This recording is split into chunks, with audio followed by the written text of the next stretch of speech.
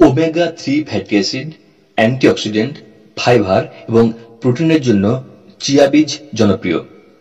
দেহের ওজন কমাতেও নিয়মিত এই বীজ খেলে উপকার পাওয়া যায়।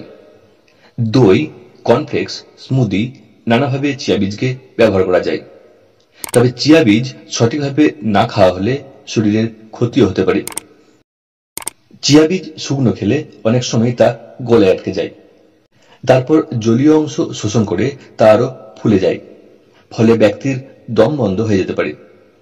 শুকনো চিয়া বীজ পেটে গিয়েও পাকস্থলী থেকে জলীয় অংশ শোষণ করে, ফলে দেহে পুষ্টিগুণ শোষণের তারতম্য হতে পারে। চিয়া বীজ শুকনো খেলে তা অনেকের ক্ষেত্রে হজমের সমস্যা তৈরি করতে পারে, কারণ বীজের বাইরের খোলসটি মোটা হয়, ফলে তা হজম হতে বেশি সময় লাগে। পেট ফাঁপা বা অনেক সময় পেটে ব্যথাও হতে পারে, তাই সবসময় এই বীজ জলে ভিজিয়ে খাওয়াই উচিত। একসঙ্গে বেশি পরিমাণে চিয়া বীজ খাওয়া উচিত নয়, তার ফলে কোষ্ঠকাঠিন্য হতে পারে। তাই একবারে 2 চা চামচ বা 30 গ্রামের বেশি চিয়া বীজ খাওয়া উচিত নয়। রাতে ঘুমোতে যাওয়ার আগে চিয়া বীজ খাওয়া উচিত নয়, কারণ চিয়া বীজ হজম করতে সময়ের প্রয়োজন।